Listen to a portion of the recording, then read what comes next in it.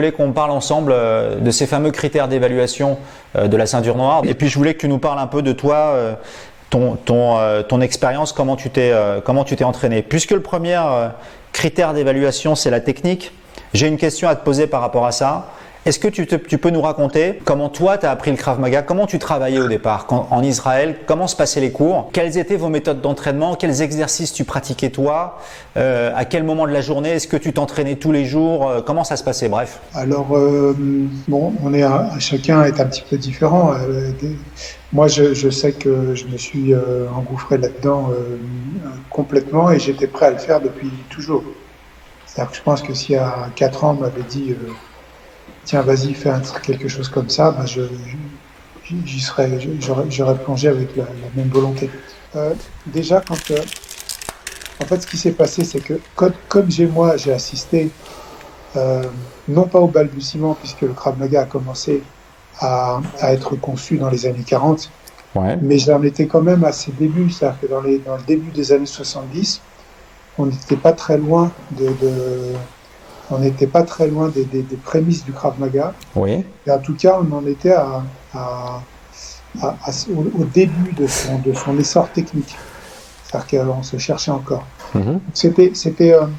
C'était très bien parce que déjà pour un jeune pratiquant qui finalement fait sa vie là-dedans, c'est vraiment super de participer au début.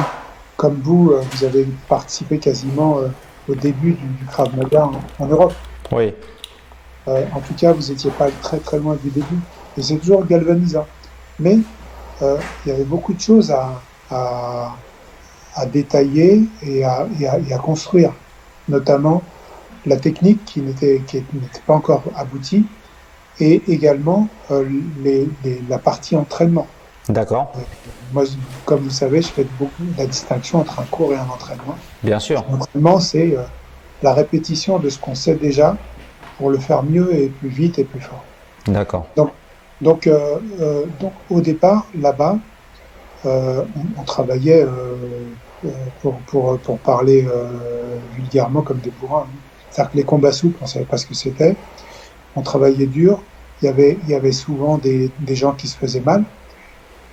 Et puis souvent, et les gens qui voulaient pas trop se faire mal parce que il y avait quand même des blessés assez facilement, puisqu'on n'avait pas de protection, ni protège tibia, ni coquille, ni rien. Ah, Comme il n'y avait pas de coquille, on frappait pas entre les jambes, on frappait pas aux parties génitales, donc on faisait des combats sans ça. Et puis comme il n'y avait pas de protège tibia, les gens qui n'étaient pas, qui ne se destinaient pas à faire ça d'une manière très très engagé, il faisait pas trop de combat. Ouais, bien sûr, parce que ça fait quand même très très mal. Voilà, ça freinait l'évolution des gens. Et puis en même temps... Mais donc toi, tu étais très à l'aise quand même avec ce système, c'est-à-dire ça ne te posait pas de problème. Moi, j'étais un enragé de ça, puisque c'était la voie que je m'étais choisie. D'accord. Donc quand quelqu'un qui se choisit une voie, s'il décide, il sent qu'il a quelques aptitudes pour être peintre, il va s'engouffrer là-dedans et ça va devenir un bon peintre parce qu'il va s'y engager corps et âme. Et je comprends. Voilà, donc moi j'étais comme ça. Je comprends. Tu nous as souvent dit que finalement la pédagogie du Krav Maga qu'on utilisait à Trévise notamment et quand moi j'ai découvert le Krav Maga, la manière de s'entraîner, etc., c'était un héritage d'Imi. À l'époque où tu as commencé le Krav Maga, il intervenait encore, il était encore là, tu le côtoyais très, très souvent. Comment il s'entraînait lui, Imi? Est-ce qu'il vous a parlé de ça? C'est-à-dire, est-ce que vous avez vraiment reproduit ces méthodes d'entraînement? Est-ce que c'était les mêmes types d'exercices? Qu'est-ce que vous faisiez? Alors, les formes de pratique, c'est-à-dire de l'apprentissage dans le cours, aussi bien que les formes d'entraînement, pour devenir meilleur dans ce qu'on connaît déjà. Oui. Ces formes-là, elles viennent de lui et issues de ses cours, dans les cours. C'est-à-dire que, donc, par exemple, quand il y avait un cours de 1 heure, 1 heure et demie chez Raphaël Grissi, par exemple, et que Imi venait, il intervenait un quart d'heure dans le cours, il faisait une sorte de cours magistral. Oui. À ce moment-là, il nous donnait petit à petit les clés. Après, les gens, ils prenaient pas. D'accord. Moi, comme j'étais avide de ça, j'écoutais particulièrement bien. Et en fait, ces formes de combat souples, par exemple, les formes d'entraînement que j'ai mises au point par la suite et que j'ai fait évoluer jusqu'à il n'y a pas longtemps d'ailleurs. Maintenant, j'ai réfléchi à une manière de travailler qui est encore légèrement différente peut-être à celle que je faisais il y a 5 ou 10 ans. C'est vrai. Et donc cette forme-là, elle vient probablement en partie de lui, peut-être pas que, puisque bon, moi j'avais été travailler chez Dominique Valera un petit peu avant en 87, avant d'aller faire passer mon dernier diplôme en Israël de Krav Maga. Je me suis dit, je vais tomber sur des durs à cuire, c'était ouvert aux ceintures marron et ceintures noires. Je me suis dit, je vais faire 2 mois de combat chez Valera. J'avais déjà été champion de France, donc j'ai travaillé avec lui pendant ces 2 mois-là. Et puis d'ailleurs, Valera m'avait proposé de faire un championnat d'Europe, puisque j'avais déjà été champion de France, et puis peut-être éventuellement de faire un championnat du monde après. Et comme moi, mon objectif, j'avais 30 ans, mon objectif c'était d'ouvrir la première école de Krav Maga en Europe. Donc j'ai décliné l'offre, mais c'est vrai que j'étais un petit peu tenté. Puis après, non, c'était pas la boxe américaine comme d'autres pratiques. Je voulais désormais m'en servir, non pas pour me spécialiser dedans, mais pour t'en inspirer même peut-être pour faire évoluer un peu l'entraînement du Krav Maga. Exactement. D'accord. Et donc lui, par exemple, Dominique Valera, ça a été une influence pour justement travailler les combats souples, parce que j'ai eu la surprise de voir que même si là-bas, quand je me suis entraîné là-bas, il y a beaucoup de champions de France, de champions du monde et de champions d'Europe. Chez Valera, il y en avait plusieurs. Et donc, quand on combattait pas toujours gentiment. Par contre, avec la plupart des autres élèves, qui étaient eux aussi des compétiteurs, savaient très très bien travailler souple. Ouais. Et là, j'ai redécouvert ça. Et quelque chose dont Imi m'avait déjà parlé, que je n'avais pas vraiment mis en pratique. Voilà, donc influence plus influence, et on arrive à d'autres conclusions. Ok. Donc le travail technique que tu faisais à cette époque, la manière dont tu t'entraînais, c'est-à-dire dans le cours en lui-même, est-ce qu'il y avait déjà le vite-effort, l'explication du prof avec le partenaire, puis le travail en effet miroir de face à face, puis ensuite le travail en groupe, en dynamique, etc. C'était les mêmes structures déjà? Donc ça, c'est la partie cours, et j'ai reproduit fidèlement cette partie cours. D'accord. Avec effet miroir, travail. D'ailleurs, déjà d'une part, moi, ce que je voulais, c'est que ça soit une signature Fédération européenne en droite ligne d'IMI. D'accord. Et en plus de ça, je trouve ça très pratique.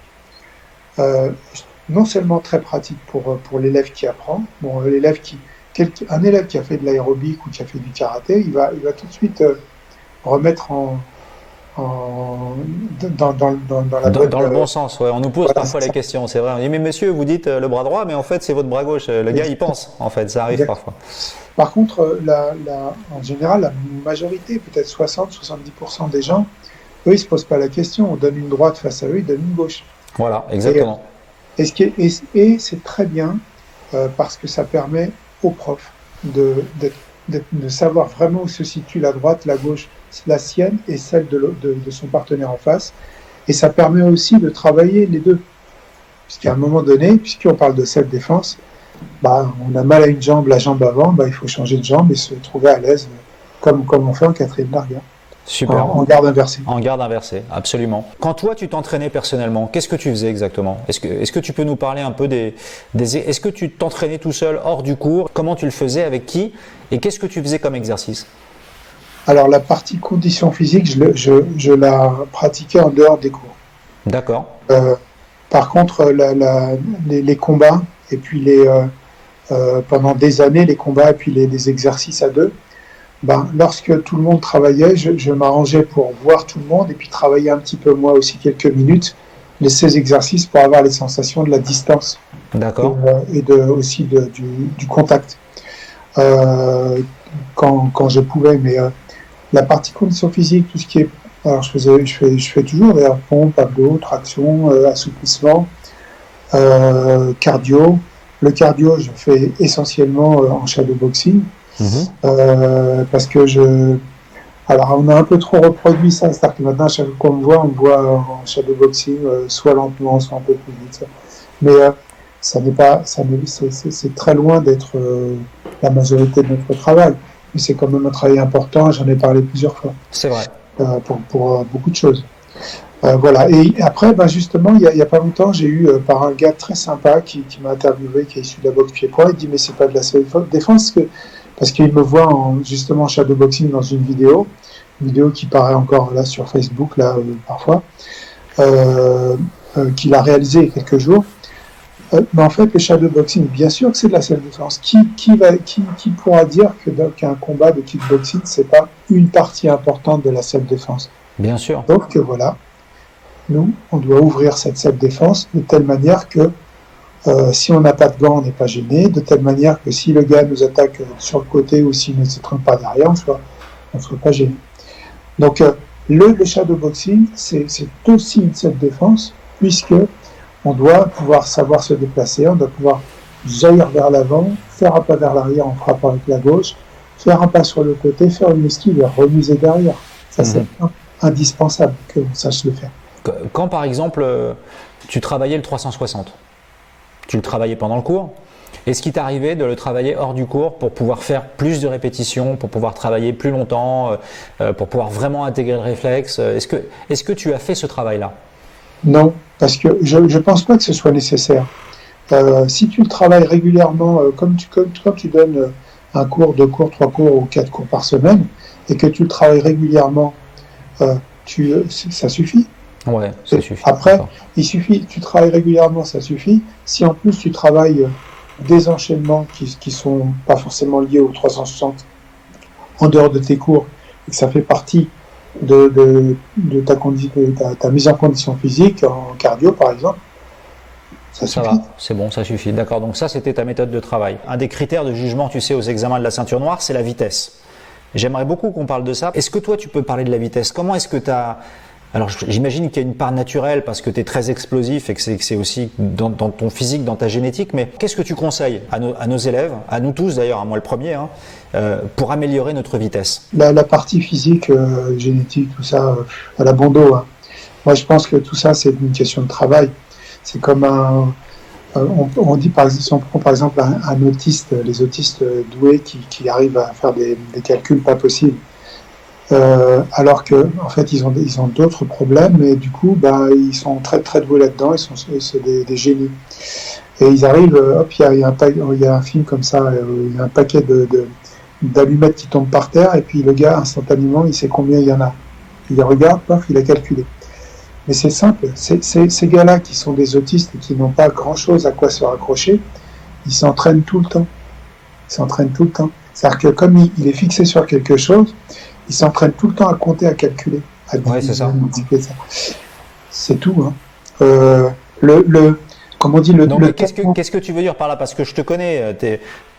Pour moi, tu es sans doute l'une des personnes qui est la plus capable de répondre le plus mystérieusement à une question sans se mettre en avant. C'est-à-dire, ce sera très très difficile de te faire dire que tu es rapide, explosif et que tu es le meilleur. Je le sais bien.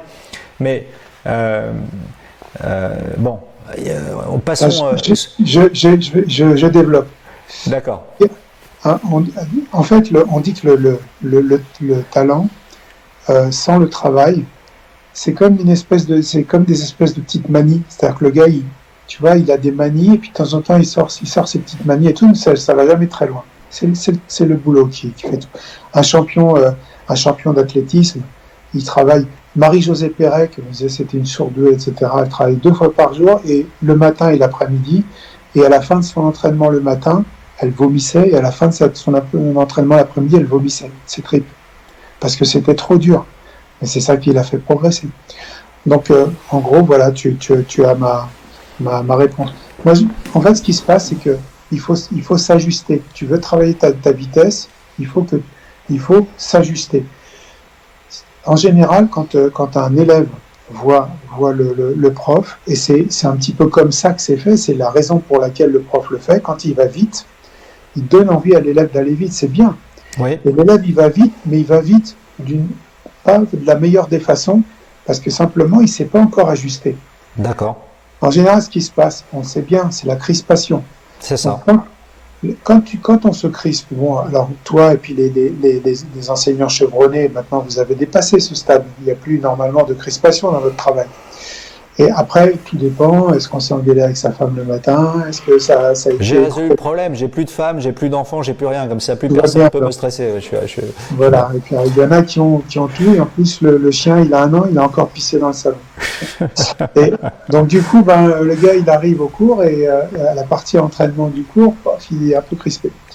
Mais donc ça, c'est la crispation, c'est un ennemi parce que quand tu donnes un direct du droit, tu dois décrisper, tendre et recrisper à la dernière fraction de seconde.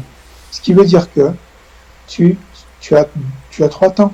Décrispation, tu tends ton mouvement, donc crispation. Oui, crispation à l'impact et ensuite relâchement juste une fois qu'on a passé l'impact. Ouais, bien sûr. Exactement.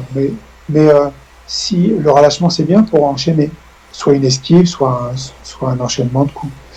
Et ce qui se passe, c'est que si tu n'es pas crispé au départ, tu n'as qu'à tendre et à crisper. Ça veut dire que tu as enlevé un temps. Et donc, tu vas forcément plus vite. Bien sûr. Parce que tu n'as pas été obligé de décrisper.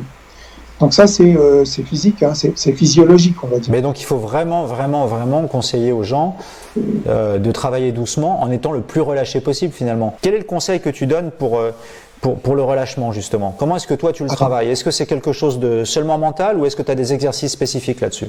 Alors, avec la parole, les exercices spécifiques, ils vont venir quand on aura compris. Et après, on balbutie un petit peu et puis on se règle.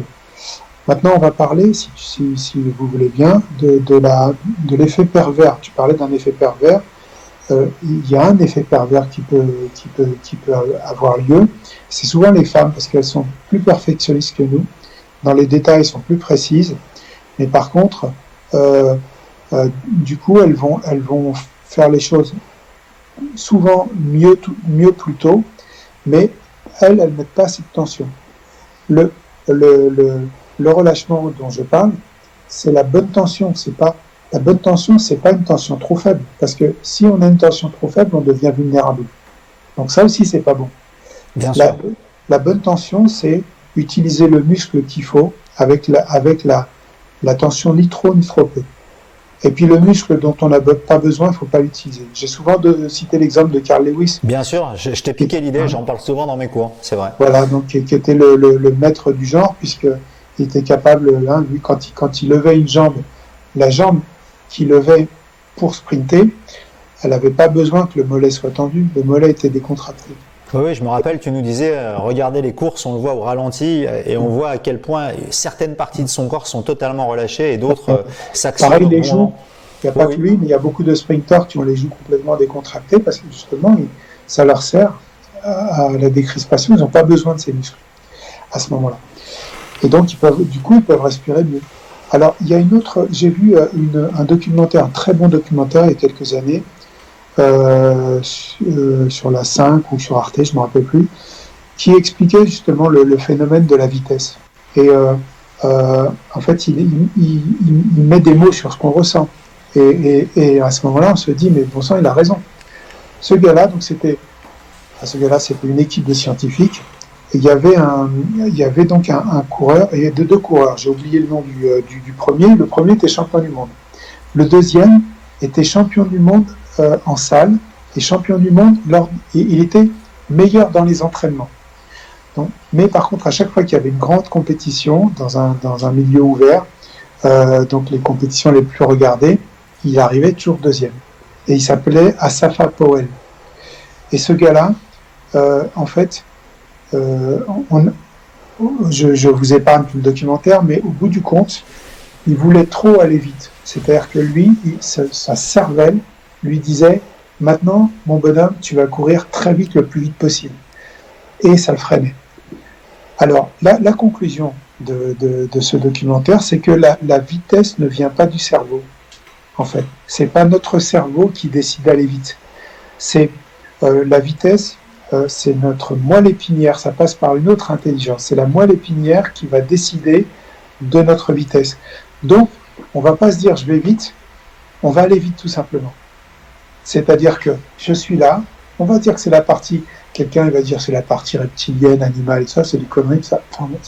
à mon avis. Hein. C'est simplement, je suis là, je vais vite, mais je ne dis pas je veux aller vite. Parce que là, mon esprit, mon cerveau va me freiner. Mais pour s'entraîner à ça, il faut simplement, on peut répéter lentement.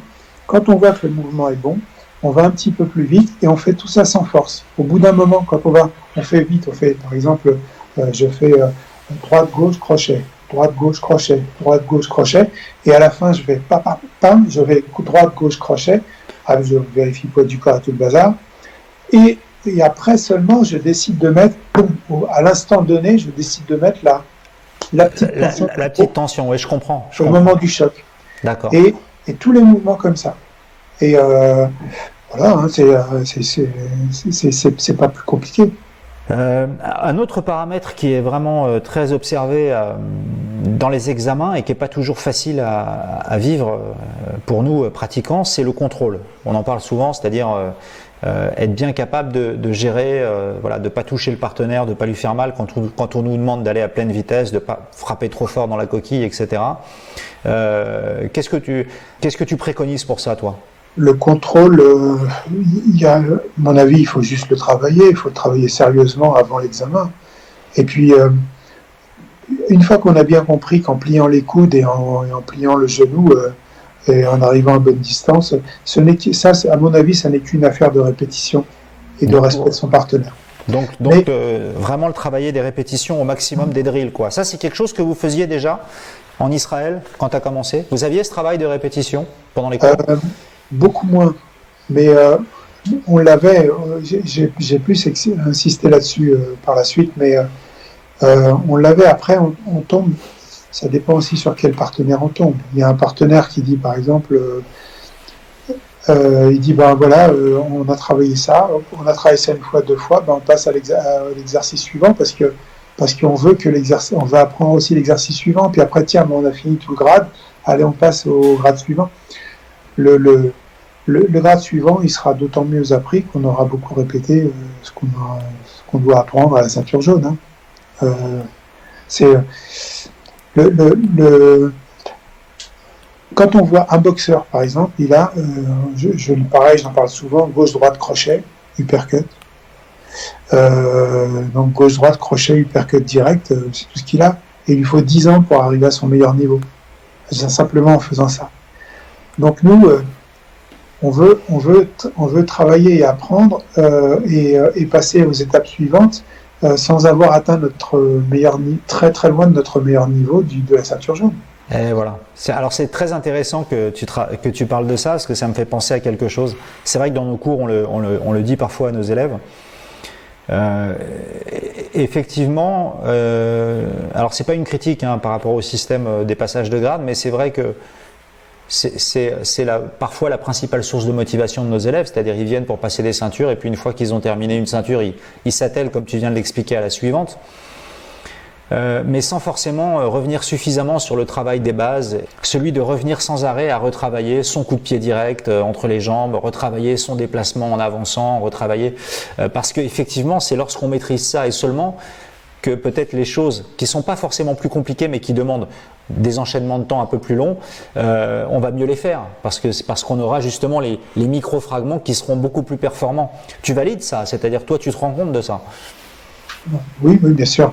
En fait, le système des ceintures, c'est un système qui est imparfait, comme quasiment tous les systèmes. Et donc, il y a les mauvais points de ce système. C'est-à-dire que c'est un peu la course, la course à l'échalote, quoi. On arrive et puis on veut son grade. Et puis on peut en arriver à oublier l'essentiel. L'essentiel, c'est être un bon pratiquant et avoir compris. On a envie de passer de l'un à l'autre et on est plus content d'avoir le grade parfois que d'avoir acquis le niveau. Voilà. Et après, il y a beaucoup de gens qui, par exemple, ils vont travailler comme des fous, comme des examens, comme le bac. Ils travaillent comme un fou pendant 2 mois. Ils passent leur ceinture et puis après, ils oublient d'autant plus facilement que quand ils ont travaillé toute l'année un petit peu. Bien sûr. 2-3 fois par semaine, ils arrêtent. Et ça reste beaucoup mieux. Mais malgré ça, c'est une école de vie, le Krav Maga, une école de vie parmi beaucoup d'autres. Hein. Il n'y a pas que le Krav Maga. Hein. Je parlais de la peinture, mais ça peut être beaucoup de choses. Hein. Les arts, d'autres sports, ça c'est des écoles de vie. On a une question tiens, de Séverine, je te coupe un instant, qui est une jeune pratiquante. Séverine, je sais qu'elle regarde beaucoup les émissions qu'on fait en ce moment sur Internet depuis le confinement. Elle pose une question intéressante que beaucoup d'élèves se posent aussi parfois. Elle dit, si je ne veux pas passer de ceinture, pourrais-je continuer à évoluer? Et bien sûr. À la limite, quelqu'un qui n'a pas pour intention de devenir prof, il n'a pas besoin de ceinture. Et s'il a le niveau, si il ou elle a le niveau et qu'elle a appris, si Séverine, tu as appris tout ce que contient la ceinture jaune, ou la ceinture orange, ou la ceinture verte, ou la bleue, etc., et tu décides de passer au cours suivant, dont le programme sera le programme supérieur, bah, ton prof, il doit être content de ça. Bien sûr. Bien sûr. Effectivement, le retour permanent aux bases, parce que moi je pense que ce ne sont pas des bases finalement, le Krav Maga il est constitué de gestes qu'on passe son temps à répéter. La position des mains, alors bon, tu sais, on revient dans nos critères d'examen de passage de grade à la ceinture noire, c'est vrai qu'on dit toujours que nous on n'a pas de gants dans la rue et qu'il faut s'entraîner à frapper main ouverte, poing fermé, doigt tendu, savoir mixer un peu tout ça. Est-ce que tu as un exercice que tu conseilles aux gens pour performer là-dessus, pour être plus à l'aise? Bah, tu sais bien, puisque je te l'ai répété plusieurs fois, il faut arrêter de se raconter des salades. C'est-à-dire que les gens, ils travaillent. Je vais dériver après pour être un petit peu hors sujet, mais bon, ça va bien avec le truc. Quand on bosse et qu'on travaille soit sur le boxing, soit un exercice d'attaque-défense contre quelqu'un, un partenaire, il faut plutôt que la poudre aux yeux qui va faire illusion à quelqu'un qui voit pas tout à l'extérieur, ça va vite, etc., ça déménage, ça. Eh ben, si je fais tout ça, mais que j'ai la mauvaise position des mains et que je me casse la main, ben, le combat il est fini, hein, le combat il est pour l'autre. Bien donc, sûr.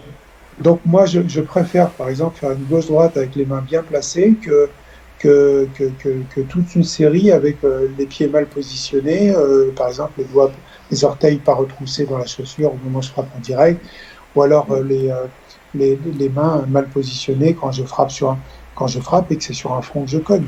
Si je tape sur un front avec le poing fermé, il y a de bonnes chances pour que je souffre plus de la main que lui du front. Après, peut-être il aura une entaille, mais lui, ça va pas l'arrêter. Moi, je pourrais plus me servir de ma main. Bien sûr. Donc plutôt que de faire un exercice savant et puis arriver à bien montrer des choses compliquées, bah ça c'est le plus important. Bien positionner ses points pour frapper. Et d'ailleurs, c'est vrai que c'est aussi quelque chose dont on parle souvent. Tu sais, en ce moment, il y a cette grande comparaison entre le MMA, la self-défense, les autres sports, etc. Où on dit, voilà, les gens sont plus performants que les autres, c'est mieux ça, c'est mieux ci. Et nous, on ne cesse, toi le premier, de répéter, attention les gars, dans la rue, on n'a pas de gants. Ça nécessite un travail particulier, spécifique, avec un apprentissage bien particulier. C'est vrai, c'est vrai. Alors, il y a beaucoup de choses à dire là-dessus, certainement des choses que j'ai déjà dites à droite ou à gauche, mais bon, pour ceux qui n'ont pas tout entendu, déjà, quand on va, ceux qui vont dans la cage de l'UFC, par exemple, c'est des gens qui travaillent, qui s'entraînent beaucoup, s'entraînent plusieurs fois par jour. C'est des gens qui sont arrivés avec cette envie depuis le départ et qui ont 20, 25 ans et qui arrivent déjà avec des dispositions, déjà physiques et mentales. Mais est-ce que tous les gens qui vont faire du MMA, ils sont dans cette même disposition? C'est pas sûr. Ceux qui vont pas faire de compétition, qui vont travailler, ils vont être le gars qui est derrière le guichet d'une banque, qui travaille 8 heures par jour et qui a envie un petit peu de transpirer, de se faire du bien en arrivant chez lui, en ayant fait du sport. Il n'a pas du tout la même vision des choses et on ne peut que respecter ça. Donc, on ne peut pas comparer les choses si on met pas des équivalences à tout ça. Ensuite de ça, moi, je parlais il n'y a pas si longtemps que ça.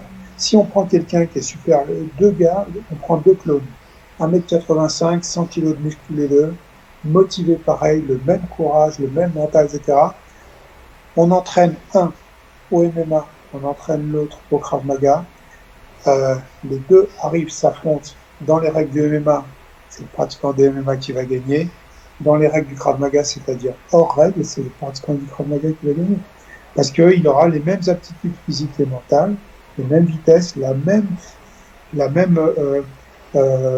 rigueur dans l'entraînement. C'est l'autre qui va gagner et c'est obligé, c'est-à-dire que c'est mathématique. Maintenant, j'en profite pour dire, par exemple, quelqu'un qui fait des cours de boxe. Il dit, ah oui, mais dans les cours de boxe, c'est bien parce que les cours de boxe, ça permet de mieux combattre. Mais nous, on a toutes les armes dans le Krav Maga. Si dans le Krav Maga, on travaille directement et qu'on fait les mêmes... Parce que, pourquoi les cours de boxe, c'est bien? Parce qu'il y a des répétitions. Dans la partie entraînement du cours, il faut faire des répétitions. Bien sûr. Des répétitions d'enchaînement, des répétitions d'esquive, des répétitions de parade contre, et puis arriver mais en forme de Krav Maga, en tenant compte du fait qu'on n'a pas de gants, en tenant compte du fait qu'on a une coquille, mais on n'en a pas, parce qu'il faut qu'on apprenne aussi à ne pas avoir le coup venir sur les parties génitales pour les garçons. C'est moins embêtant pour les filles, même si ça fait pas du bien quand même. Et puis arriver au moment d'une saisie, c'est pas fini. Au moment d'une saisie, il y a le coup de tête qui doit être simulé, naturellement avec un parfait contrôle. Si on entraîne les gens de la même manière, le prof il entraîne les gens de la même manière qu'il entraînerait quelqu'un en compétition de boxe pied-point avec les règles de boxe pied-point, eh bien en combat, ils vont être infiniment meilleurs que ce qu'on va trouver en MMA à travail égal. Oui, avec le coup d'œil, etc. Mais tu sais, j'ai eu la chance d'avoir Fernand Lopez ici même il y a 2 semaines, et puis il est venu et on a beaucoup parlé de ça. Et il était tout à fait d'accord. Hein. Tu sais qu'il trouvait que nos mouvements de Krav Maga étaient très efficaces. Il nous a même dit d'ailleurs qu'il essayait pour ses combattants les plus intelligents, ceux qui avaient le plus de lecture, via Benjamin Sarfati aussi, d'essayer de leur placer justement nos systèmes de parade contre simultanés, de choses comme ça. Il trouve ça très intéressant. Donc ça prouve bien que ce sont des choses qui fonctionnent. Parade contre simultanée. Dans les années 80, donc bien après que j'ai appris le Krav Maga, même si je continue à l'apprendre encore, j'ai vu un combat de comment s'appelle-t-il, un noir américain qui a été invaincu pendant 10 ans. Enfin, on lui a donné la chance de en boxe, un boxeur. Il était quelle catégorie? Poids moyen. Poids moyen. Il a combattu contre Juan Domingo Roldan à l'époque, et c'était Marvin Hagler. Ah, Marvin Hagler, je pensais à lui, voilà, exactement. Voilà. Et Marvin Hagler, à un moment donné, si je me trompe pas, contre Juan Domingo Roldan, mais enfin les acharnés vont bien trouver. Oui, on va chercher ça. On va chercher ça. Il fait parade contre simultanée, contre gauche, contre droite en direct. Et quand j'ai vu ça m'a fait plaisir. Donc, parce que j'ai vu récemment sur Facebook que les gens disaient c'est pas possible de faire 2 choses en même temps. Mais là, c'est possible. Bien sûr que si. Bien sûr que voilà, si. On en parlait avec Fernand et il est tout à fait d'accord. C'est une question d'entraînement, de vision. C'est ce qu'on essaye de développer. Tiens, en passant un petit peu hors sujet, mais il y a une question, et puis puisque tu es là, on va l'aborder. Beaucoup d'experts du Krav Maga recommandent des techniques non Krav. Pour le couteau, par exemple, qu'en pensez-vous? Alors, c'est marrant parce qu'on en a parlé hier, toi et moi, Richard, pour d'autres raisons. J'aimerais que tu profites de ta présence ici pour faire un point définitif là-dessus, parce que tu le sais, mes vidéos sont beaucoup regardées sur les réseaux sociaux, et puis j'ai l'immense privilège d'avoir tous ces maîtres du Krav Maga soi-disant qui envoient leurs élèves poster des critiques très vives sur les techniques qu'on propose, notamment la dernière avec Michael sur le pistolet. En nous disant oui mais Gabi Noah ne fait pas comme ça, oui mais un tel ne fait plus comme ça parce que c'est du vieux Krav Maga, c'est le Krav Maga traditionnel. Encore récemment Formaggio dans une vidéo avec Greg MMA a dit oui mais alors non, parade contre c'est pas possible, il faut attraper le bras sur un coup de couteau, c'est la seule solution parce que ça c'est le Krav Maga traditionnel, moi je suis allé plus loin, j'ai réfléchi, j'ai machin. arrêtons la poudre aux yeux, disons un petit peu la vérité. Je sais que tu es capable d'être Alors, extrêmement tranchant là-dessus. Tu me rappelleras parce que là, il y a eu plusieurs points. Le premier point, c'était, oui, bon, par exemple, donc Gabi Noir, lui, je le connais, c'est un garçon très sympa, hein, d'ailleurs, que j'aime beaucoup. J'aime pas tout le monde dans le Krav Maga, mais bon, lui, c'est quelqu'un de bien. En revanche, si lui, il a modifié quelque chose, moi, je suis pas contre qu'on modifie des choses, mais pour au moins aussi bien et éventuellement mieux. Bah oui, bien sûr. Voilà, pour l'instant, moi, j'ai pas vu mieux. J'ai vu des modifications. On a essayé, nous, on a beaucoup modifié parce qu'il y a eu des apports de JJB, il y a eu des apports de box pied-point. Mais en fait, au final, même après avoir cherché et m'être creusé la tête, je suis quasiment toujours revenu au principe que je connaissais déjà. Même si après, je me suis servi de ces principes et des apports extérieurs pour améliorer. Mais moi, je sais que je suis pas un génie. Je sais que Imi, il avait le petit détail. Donc, en fait, je suis toujours revenu aux fondamentaux du Krav Maga, tout simplement parce que je me suis rendu compte que c'était ça qui était bon. T'as rien trouvé de mieux, quoi, c'est sûr. Voilà. Maintenant, encore une fois, dans le prolongement de la base, on peut toujours l'améliorer, mais il faut comprendre la base, il faut l'avoir comprise. Bien sûr. Et donc, on parlait du couteau, etc. Est-ce que tu peux expliquer pourquoi on ne va pas chercher à attraper le bras lors d'une attaque au couteau après la parade, comme je le vois beaucoup faire sur une attaque du bas vers le haut, type 360, des gens qui bloquent et qui viennent prendre le bras sans frapper. Est-ce que tu peux nous dire vraiment pourquoi la parade contre reste la meilleure solution? Premièrement, il peut arriver que ce soit faisable. Tout dépend de la vitesse du gars. Si par exemple le gars est en pleine alcoolémie et qu'il est dans la phase descendante, pourquoi pas, si on voit que c'est vraiment possible.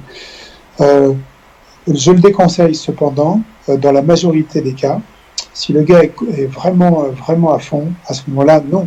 Et pour preuve, lorsque j'ai travaillé avec Greg, et que c'est moi qui avais le couteau, Greg, il ne m'a pas attrapé la main. Hein. Il s'est coupé les doigts et le reste. Donc ça veut dire que c'est pas si facile. Et Greg, il fait 30 kilos de plus que moi.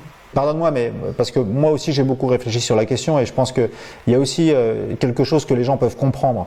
C'est que nos gestes de Krav Maga tels qu'on les enseigne aujourd'hui dans nos clubs, il ne faut pas oublier que ce sont des gestes qu'on a essayé, que tu as mis en place à travers l'enseignement que tu avais reçu d'Imi, en réfléchissant bien à ce que ce soit les gestes les plus accessibles au plus grand nombre.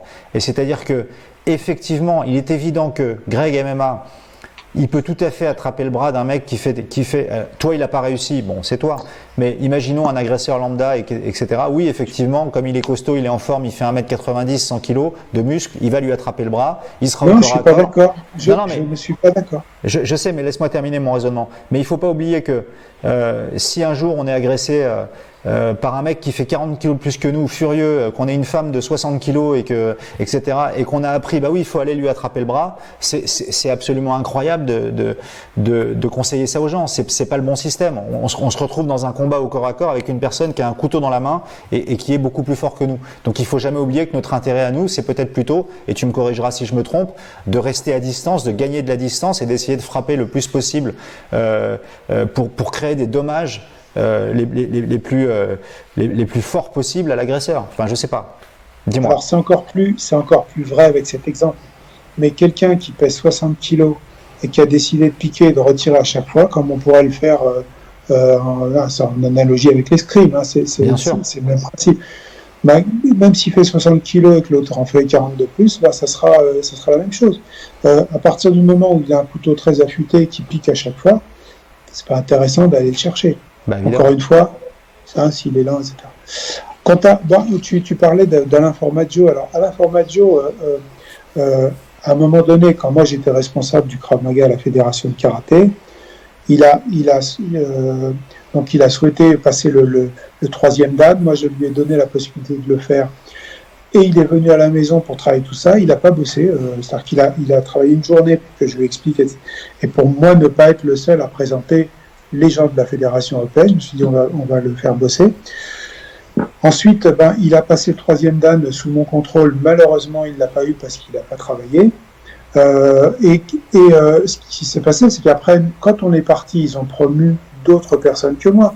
C'est-à-dire que lorsque je suis parti, moi qui étais responsable du Krav Maga à la Fédération de Karaté, ils ont mis 10 personnes pour me remplacer. 10 personnes, non pas parce qu'il faut 10 personnes pour me remplacer, mais tout simplement parce que de cette manière, il n'y avait pas de c'était plus facile de contrôler. Il n'y avait pas une seule personne qui Bien sûr, diviser pour mieux régner, c'est connu. Voilà. Et ce qui s'est passé, c'est que Alain Formaggio, super, mais il connaît pas bien le Krav Maga.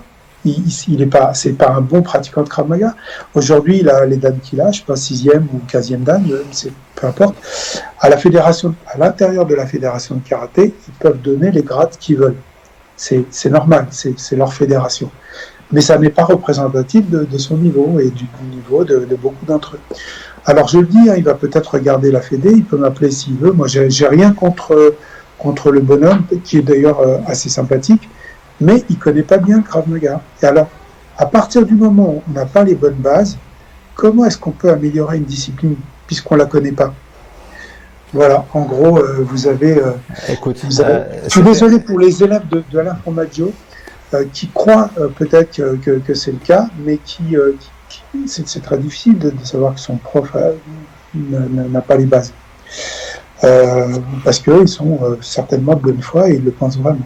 Bon, écoute, au moins c'est dit. Je pense que ça va provoquer pas mal de réactions, mais on est là. Et puis, tu sais, aujourd'hui, à notre époque de réseaux sociaux, nous, on est souvent resté très discret sur tout ça. Nous, je parle de la FEKM, parce qu'on suivait ton exemple de discrétion, de rigueur, et de franchise aussi, de sincérité. Mais bon, on trouvait que c'était pas tellement important de répondre à tous ces gens-là. Je pense qu'aujourd'hui, on est dans une époque où il faut quand même répondre un peu, parce que les gens regardent beaucoup, tu sais, les réseaux sociaux, ils se font beaucoup une idée de loin, sans prendre forcément le temps de s'informer précisément. Et c'est toujours un peu le dernier qui parle qui a raison. Et donc là, c'était très bien que tu fasses cette mise au point et que à la FEKM aussi, les hauts gradés, les responsables s'engagent de plus en plus, comme le fait Steve actuellement avec la chaîne Krav Maga TV, pour expliquer le Krav Maga, nos principes et pourquoi on est les garants d'un Krav Maga authentique. Alors après, on n'est peut-être pas les seuls, mais bon. C'est très simple. Avant 1987, il n'y avait pas de Krav Maga en Europe. Je suis arrivé, j'ai ouvert la première école de Krav Maga en Europe. Moi, j'ai toujours été en droite ligne avec Imi jusqu'à son décès en 1998. La fédération européenne, elle est vraiment héritière, et ses élèves, ses licenciés sont vraiment héritiers du fondateur, puisque moi j'étais toujours jusqu'à la fin avec lui. Après, il y a eu d'autres personnes, par exemple Eyal Yanilov en 1994, 4 ans avant le décès d'Imi. Il a jugé que Imi lui faisait de l'ombre beaucoup trop, donc il s'est séparé de la fédération israélienne d'Imi. Il a créé sa propre fédération avec 3 ou 4 autres personnes, donc c'était l'IKMF, mais lui-même s'était déjà séparé parce que lui, il voulait être le fondateur, donc il a créé sa propre méthode qui déjà se séparait de la ligne et de pas mal de principes du Krav Maga. Même si quand même, il est quand même issu. Alors, écoute, ça réagit déjà.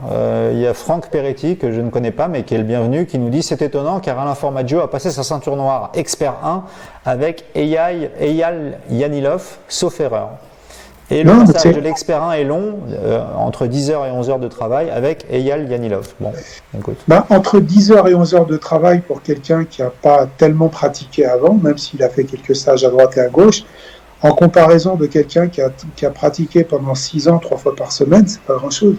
Ouais. Donc 11 heures de travail comparé à 6 ans de travail, avec des petites touches à droite et à gauche, des stages comme ça.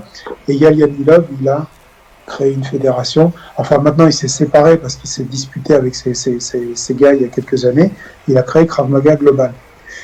Et Eyal Yanilov, il a voulu asséner promouvoir son Krav Maga global en formant très très vite et 11 heures de travail, c'est rien du tout. Le travail du poids de corps, c'est un des critères sur lesquels parfois on est le plus recalé, si j'ose dire, en tout cas ajourné aux examens. Comment est-ce que tu travailles ça, toi? Qu'est-ce que tu peux conseiller par rapport à ça? Le poids de corps, c'est un déverrouillage. C'est-à-dire que à partir du moment que plus on est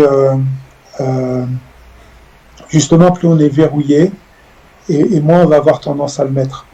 Mais quand on voit, par exemple, un tennisman, quand il donne une revers ou un coup droit, il va utiliser le poids de corps.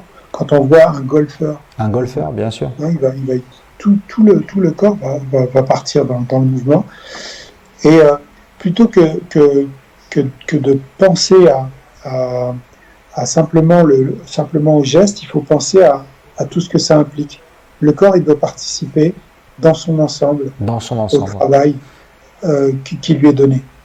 Donc, il faut qu'on accompagne.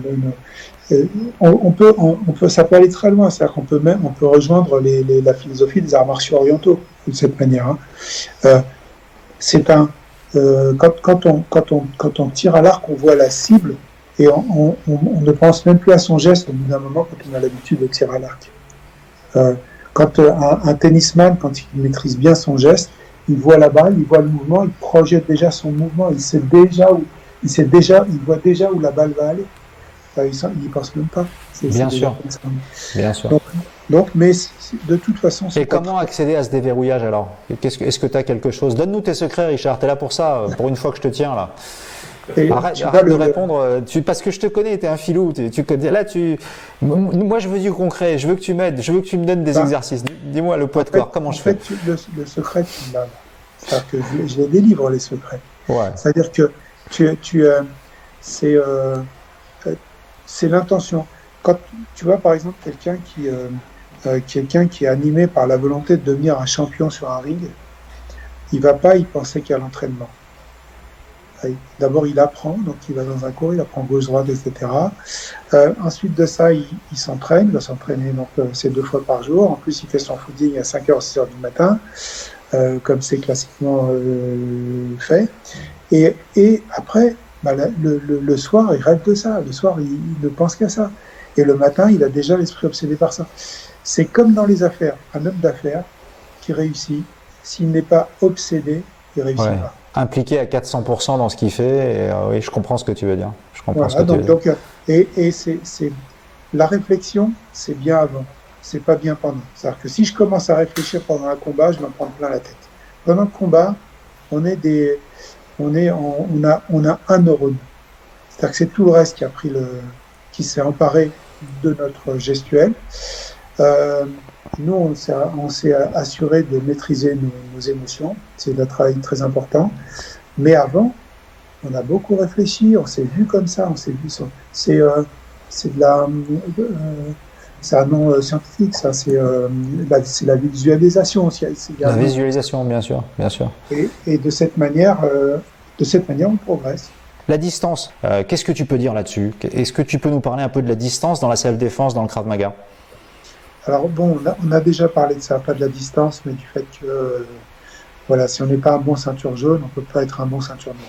Bien sûr. Maintenant, la distance, c'est comme le reste, c'est-à-dire que l'avantage c'est que si on travaille d'une manière figée avec quelqu'un qui va nous porter une attaque et nous plus bouger derrière, ça ne sera pas suffisant. C'est une des nombreuses raisons pour lesquelles on travaille le combat, où la distance bouge tout le temps.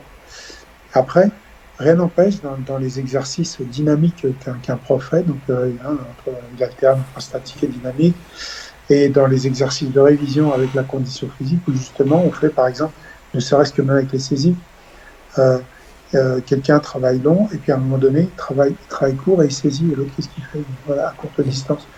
Ou avec les coups simplement. Il se rapproche brutalement. Admettons que le coup que vous lui avez donné pour l'empêcher d'avancer n'a pas été assez précis. Si vous avez le temps de lui donner, voilà, maintenant qu'est-ce que vous faites ? Et tout ça, ça peut se travailler. Par exemple, si on prend ce que je viens de dire, le partenaire avance. Moi je donne un coup de pied ou j'ai pas le temps de donner un coup de pied pour empêcher son avancée. Ou alors je donne un coup de pied mais il n'est pas précis ou pas suffisamment fort. Ou les deux. Et le gars avance quand même. À ce moment-là, on peut faire arrêt sur image. On ne fait aucun mouvement, parce que si on fait un mouvement, on va s'habituer à parasiter un peu tout ça. Aucun mouvement. Et à partir de là, on fait lentement le mouvement qui correspond à la distance nouvelle. Et là, on peut inclure ce genre de travail dans... Bien sûr, pour s'habituer, je comprends tout à fait. Ouais. C'est vrai que ça, tout ce que tu me dis là, en fait, ne me surprend pas parce que avec certains autres, on a eu la chance de t'avoir à Trévise pendant de nombreuses semaines, de nombreux mois, de nombreuses années. Donc ça me paraît tellement évident, mais je pense que c'était important de le respécifier parce que finalement, la manière de travailler le Krav Maga, elle est presque aussi simple que le Krav Maga en lui-même, c'est-à-dire qu'on travaille des choses simples, mais qui se révèlent être extrêmement efficaces. On est souvent critiqué sur le fait que nos partenaires à l'entraînement ne soient pas assez énervés, ne soient pas assez durs, ils n'ont pas un comportement assez agressif. Qu'est-ce que tu en penses ? Alors, lorsque il y a pas très longtemps, il y a peut-être 2, 3 ou 4 ans, il y a une équipe qui est partie travailler, certainement pour une partie convenue, chez Conor McGregor. Bon, tout le monde connaît Conor McGregor pour ceux qui s'intéressent au MMA. Et quand ils sont partis bosser là-bas, ils s'imaginaient qu'ils y allaient motivés, quoi, parce qu'ils pensaient qu'ils allaient être punis régulièrement. Conor McGregor, quand ils ont vu le boulot qu'il faisait, c'était très très souple. C'était tout en détail et tout en finesse. Et quand on voit certains, il y a une vidéo ou deux de Mike Tyson où on le voit passer sous un fil, faire un déplacement sur le côté avec une remise à partir du côté, etc. Où on voit le souci du détail de son maître Gus D'Amato. Quand les gens disent, par exemple, soit que Mike Tyson c'est vraiment une grosse brute et qu'il doit à sa force extraordinaire sa carrière, ou alors quand on dit que dans le Krav Maga il y a beaucoup trop de détails, eh ben non, ce sont les détails qui font la différence. Oui, bien sûr.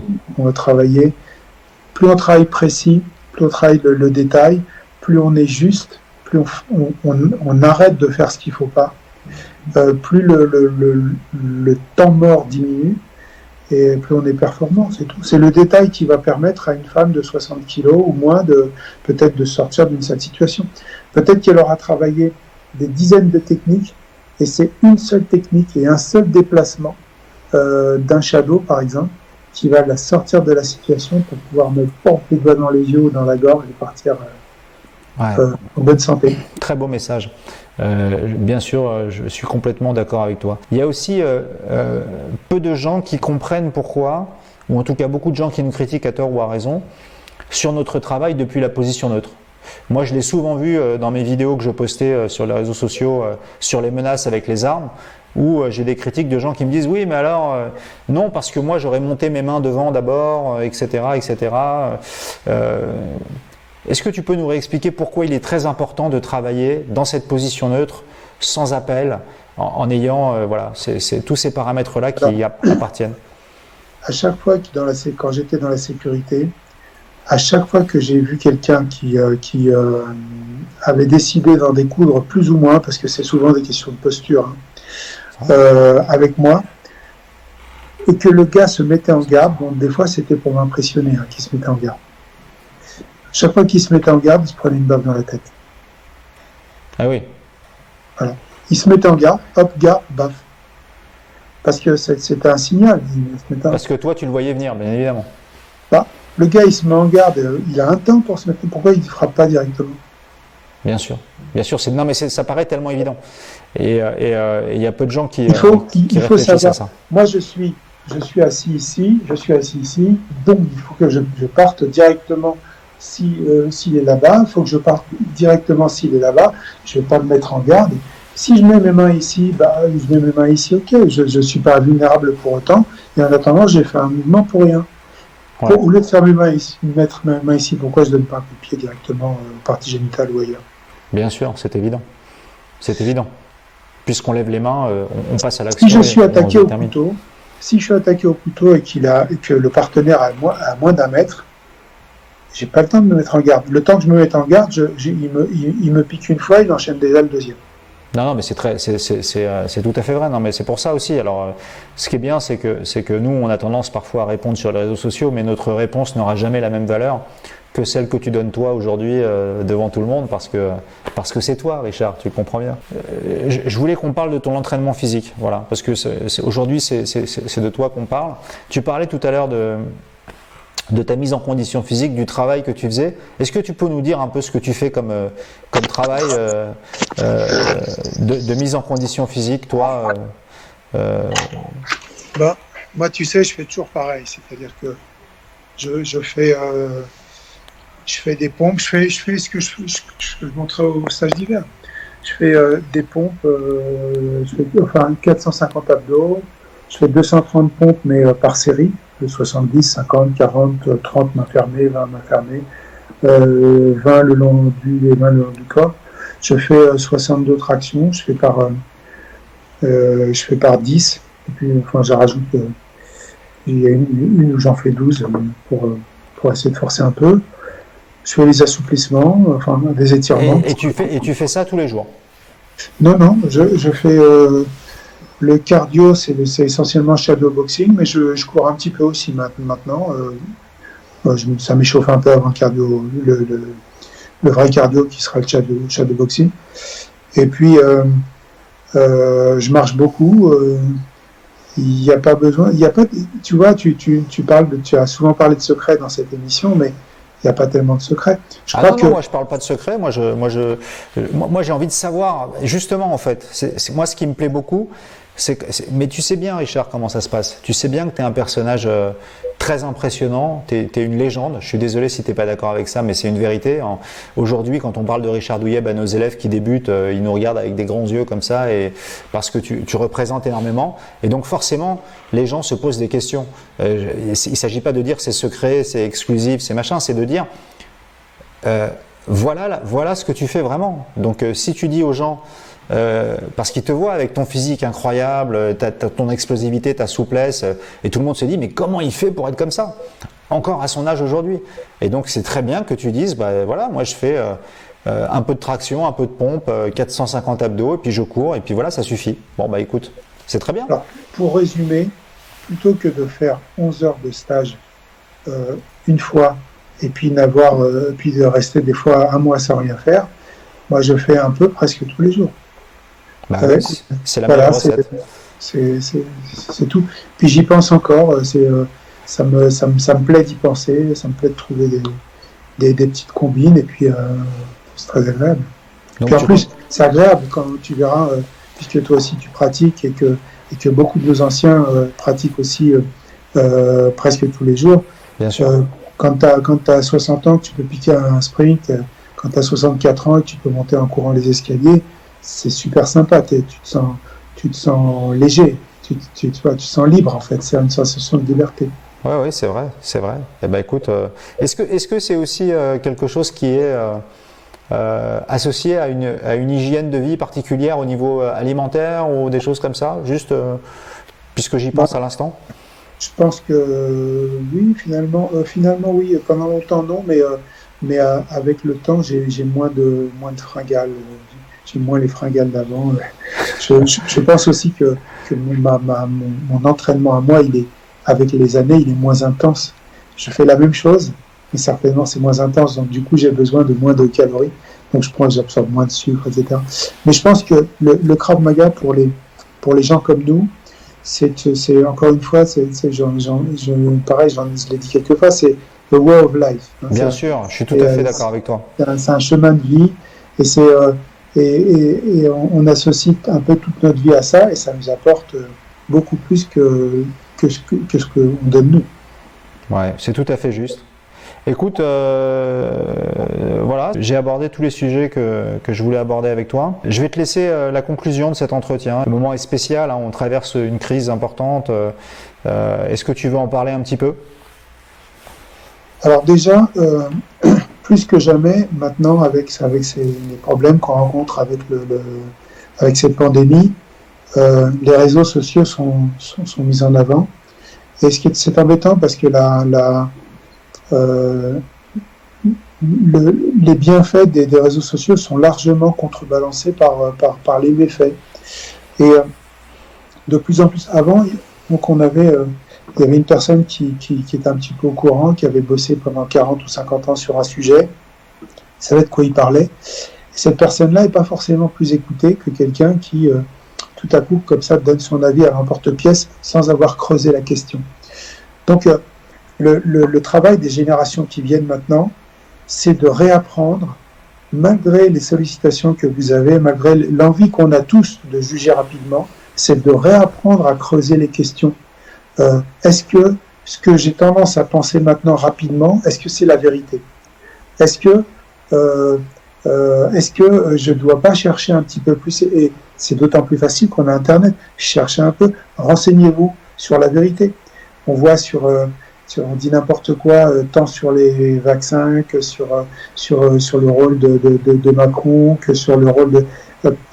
je prends un exemple. Je ne me porte pas juge. Hein. Je ne dis pas disons que Macron, il a tellement été fracassé que je prends le contre-pied de ça. Je ne veux pas dire que je suis pour lui, ni contre lui. Bien sûr. Quand on voit que, par exemple, Emmanuel Macron, à un moment donné, ça va un petit peu mieux maintenant, à un moment donné, on lui a tellement tapé dessus, alors que Boris Johnson, il a fait les choses de telle manière qu'il y a beaucoup, beaucoup plus de touchés au Royaume-Uni. Je ne parle même pas de ce qui s'est passé chez Donald Trump. Et Donald Trump, comme Boris Johnson, ils ont tous les deux gardé la confiance d'un pourcentage beaucoup plus important de la population qu'ici. Mais est-ce qu'on a vraiment creusé la question pour savoir? Encore une fois, je juge ni Trump, ni Boris Johnson, bien sûr. Non, mais ni Emmanuel Macron. Je comprends le message. Aujourd'hui, je pense que tu as raison. On est dans un moment où on doit être beaucoup plus actif dans la recherche de l'information plutôt que la confiance qu'on fait à l'information qu'on reçoit.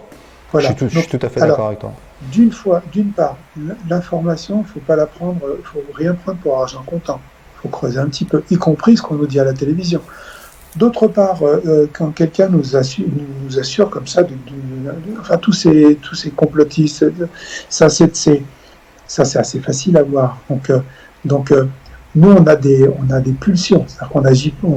Il n'y a pas de décision sans émotion. C'est-à-dire que nous, si on prend une décision, on a une émotion avant. Et donc, on peut de cette manière avoir l'envie de céder à nos émotions. Et de cette manière, toutes les théories complotistes arrivent assez naturellement. C'est pareil, il faut lutter contre ça. Voilà. Voilà, il y a des petits commentaires, hein, tu regarderas, mais il y a beaucoup de gens qui te remercient pour ta clairvoyance et ta sagesse. Écoute, merci pour cette conclusion. Écoute, donc merci Yann de m'avoir invité pour ça. L'honneur est pour moi parce que bon, c'est très agréable. Puis merci à ceux qui ont suivi cette petite émission. C'était très sympa de parler de tous ces sujets. Ok. À très bientôt Richard alors. Bye On se retrouve à bientôt. Ciao.